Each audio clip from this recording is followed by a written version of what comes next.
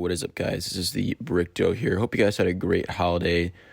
So we had some interesting news come out in regards to a Lego subscription service, I think sort of being considered, at least. If you guys saw the survey in Lego VIP Reward Center, you'd still fill it out for a couple free VIP points there.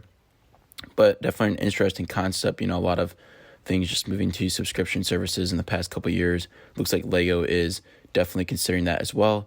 And it's also interesting to consider that Lego has had subscription services in the past, if you consider like a Brickmaster and things like that. But obviously this would be much more enhanced in compared to that, where you basically got a magazine and a poly bag like once every month or once every 2 months, I want to say. I kind of forget. So what's going to be included with this subscription? Well, the survey kind of considered two possible subscription services, some of which the features were overlapping and some of which were different. So the overlapping features, a lot of it revolved around basically getting more with Lego rewards. There's been a lot of criticism with the VIP rewards the past year or two, and I think it definitely still needs to be revamped, that this is the way they're going to do it. I mean, it's not perfect in my opinion, charging for something like that, but I think it is going to be better. So what are the enhanced rewards? They say free gifts with every purchase, unlock rewards based on your interactions with Lego. So that would be like at Lego stores or Lego.com maybe, or something like that. Free delivery and return used bricks for Lego discounts and points. I think the returning used bricks is kind of an interesting point. Maybe a little bit more like an environmental move than anything. But the free delivery is just, in my opinion, just a non-point. I mean, most of the time you get free delivery with like over $75, and you guys know nowadays it's pretty easy to hit that threshold, so I'm not really excited about that. The free gifts with every purchase definitely sounds, I think, a lot better than what it would actually be. My opinion would just be getting some like stickers or something like that, or prints with every purchase. It wouldn't really be much. It wouldn't be, for example, like a gift with purchase set or a poly bag. I think it would be something much lesser, like stickers and stuff. I mean, it could be wrong, but I just don't see the, putting like a poly bag in every order or something like that. And then we have exclusive products, which is what I'm most interested in.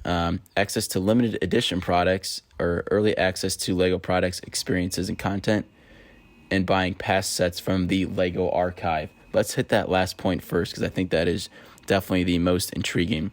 So the Lego archive, right? We've had the Taj Mahal that was definitely considered a part of the archive.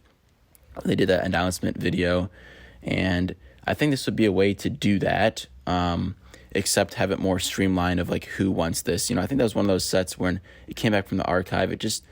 I don't think it sold great on shelves. I think people who really wanted it, got it right away. Like, we were very excited about it, so we picked it up. But it definitely seemed like one of those sets that was kind of not moving a whole lot. So this might be a way to say, we're gonna bring back this set from the archives. You're a Lego subscription member. You have access to it. Put in your whatever pre-order, and then they go ahead and do the run of sets, and then they ship it to you. I think that would be the most efficient method for Lego to do that. Now, there's a lot of complications with that, I think, too, just from an operational standpoint. Just not sure how profitable that's going to be. And I think there's a lot of talk online about this, especially within the reselling community, that this would, kill the reselling market and everything like that. I don't think this would be some crazy move where they would be pumping out a ton of sets from Lego Archive. This might be like a once a year kind of deal, or, I just don't see it being. I think people think that this is just going to open up the catalog to making all these retired sets again and reproducing them. And I just don't think that's going to be the case. I think it'll be very select few sets, and I think it'll be very sparse. It just won't happen that often because, like I said, I don't know from an operational standpoint how profitable something like that would be doing a small run. A lot of times, they revamp the box art and things like that, or it's just all that stuff. And then two, I think with the reseller community, they shouldn't be as concerned as they are. Is if you think about something like the Taj Mahal, it did have different box art, like I said, like one extra piece, one less piece, or something like the Saturn V, different set numbers. There's still going to be a way to distinguish the older version, the original, and it's still going to demand some premium. Obviously, it's hinder that price a lot, but I think from a collector standpoint, it's not just going to be like a copy paste. It'll be slightly updated. So that's an exciting proposition for the subscription service. Again, it's hard to see how extensive those benefits are going to be. And then the early access to Lego products, that, I mean, they are literally already do that for like the VIP thing. Usually it's like 15 days or whatever before the general release, but I just don't understand how that's going to be a big draw unless they have some exclusive way to pre-order and make it really super hassle-free. I don't know, it just seems like kind of a something thrown in there. And then access to limited edition products. I mean, that to me just seems kind of crazy considering they've spent so much time the past year or two talking about not doing regional exclusives and all that stuff like that. And now it seems like they're going to be maybe putting stuff behind this paywall subscription service for actual products. Now, products, maybe it's not Lego, maybe it's more of like a merchandise thing. Who knows? It's very vague.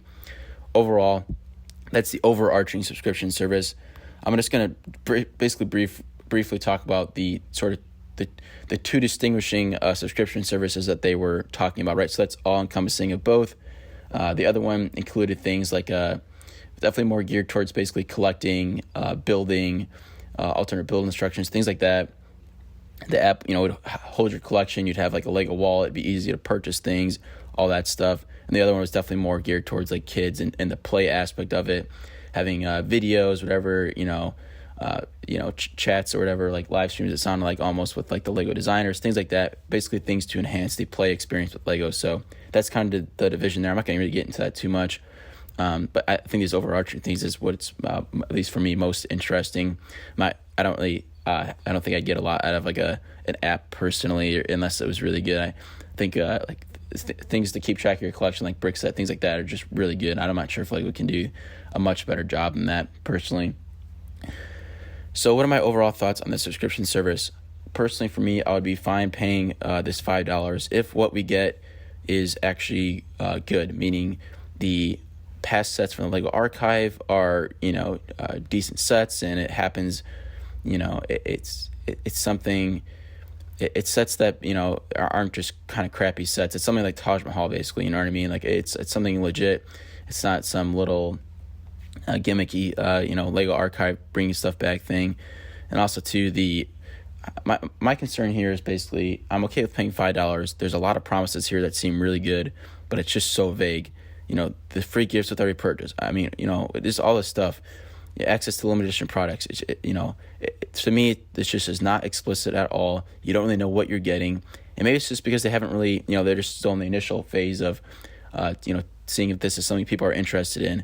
But this just reminds me a lot, honestly, of the black card that came out with the 10179 Millennium Falcon, where it's just all these, with this card you're gonna get all these benefits, blah blah blah, and then the benefits just ended up being crap. Like nothing really good really came from that card, to be honest. And they ended up getting that exclusive card holder or whatever, but it was really just after a lot of people complained. So to be honest, I just see this again in this subscription service where, it's gonna be, you're gonna be paying a premium, but the benefits you're gonna get it's just not gonna be, it's not gonna be there. They're gonna it seems like right now they're promising a lot, but in my opinion, it seems like this is a lot to uphold for $5 a month. Some of these, like the free gifts with every purchase, are the one that's just like, come on, just tell us you're giving us like stickers or something like that every purchase. There's no way for $5 every month, they're putting in like a little set or whatever into your orders. It's just stuff like that where I think they're, some of these things, it seems like they're just over promising. So I'd be interested to see, if this gets fleshed out more, what kind of specifics we can expect. But I don't even know. Lego sometimes is so. I could expect them, if this happens, if this subscription service happens, that it's going to be kind of a shot in the dark for people initially buying into it. But we'll see. I think most exciting, obviously, is the Lego archive thing, if that's something you're interested in. But again, pretty vague, and I'm not really sure exactly what type of sets. If they do like, one archive set a year and it's not a set you like and you're paying $5 a month, that seems like a lot of the benefit, from this service that you'd be expecting, and it was not a set you want, So it's just a lot of considerations there.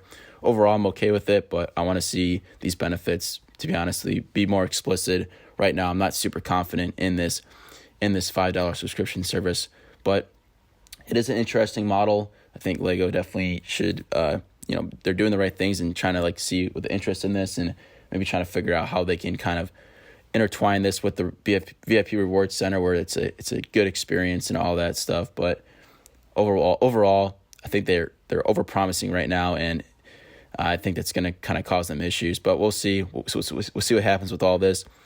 Anyways, let me know what your thoughts are on the subscription service in the comments below. Let me know if you think they're overpromising and probably going to underdeliver, or if you think that this is going to be a great addition to sort of the VIP experience. All right, guys, this is the Brick Duo. If you guys are new here, don't forget to like, comment, and subscribe. Until next time, guys, this is the Brick Duo signing off.